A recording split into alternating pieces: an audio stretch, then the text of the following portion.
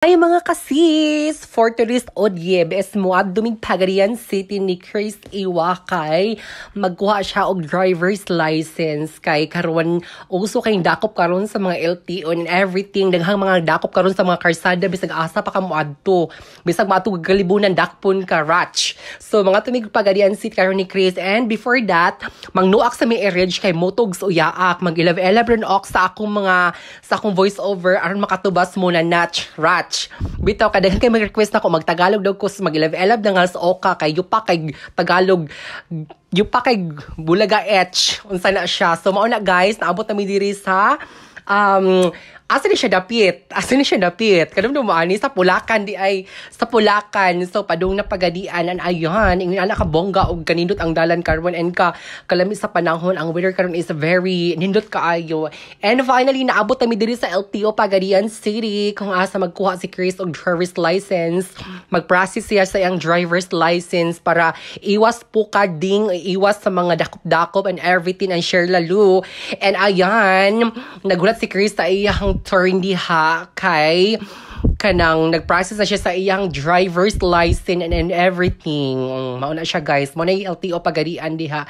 So diha mi today, and so after ana guys, nagpaabot mi kung kanos ma-release ang kuan ni Chris ang iyahang driver's license. And happy kay si Chris no, kay of course sa edad niya nga yun na aron di lang ko motel char lang. So nakuha na siya driver's license. Sayo kasi nakakuha driver's license, and happy kay si Chris kay finally nakuha na niya ang driver's license.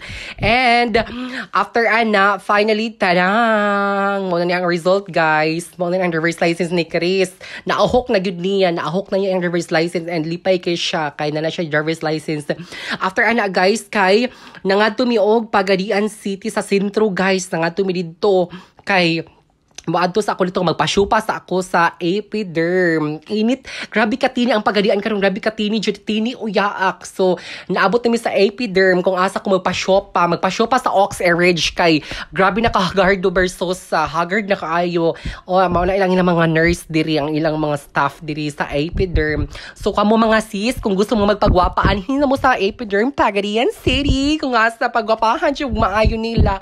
And ayan, diri gid ko loyal sa mga pagwapa and sa mga daghang mga proseso sa imong pa-beauty. Diri jud ko manhid ko sa Epiderm. Diri jud ako diri jud ko mag-anhian. And ayan, nagsalimo ang naox and naox kabalo mo kuan kumutabi. So wala guys, baglusot sa tong nong di hapa fresh and everything, pero ang gihapon pagka fresh ay haggard man ang gihapon.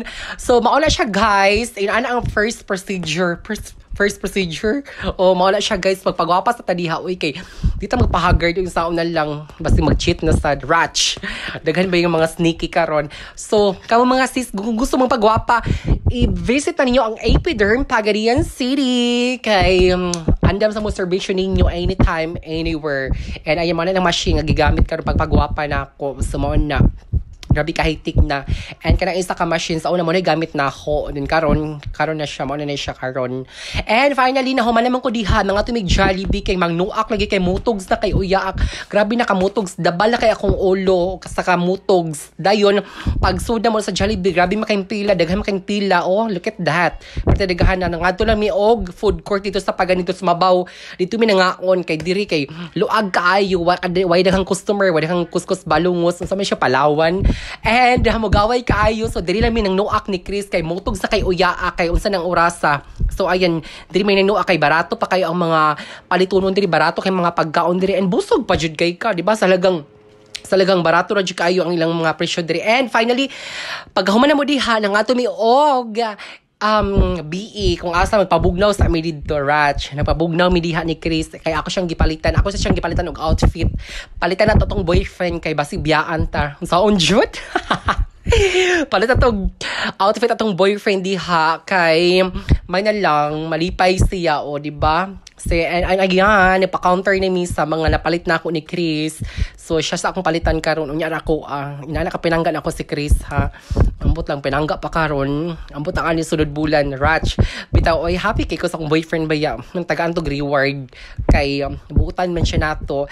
So ayan, after an nga to mig Watson. Nga to mig Watson nagpalit ko akong pa beauty, nagpapalit ko pagwapan ako diha ng sud ni sud tag Watson kay ni palit og mga collagen and everything pang pagwapan nato diha kay Haggard versus na kay Haggard versus na kaayo. So ayan, namalit ming Chris diha ako pamalit diha sa Watson. And that's all for today's video, babush!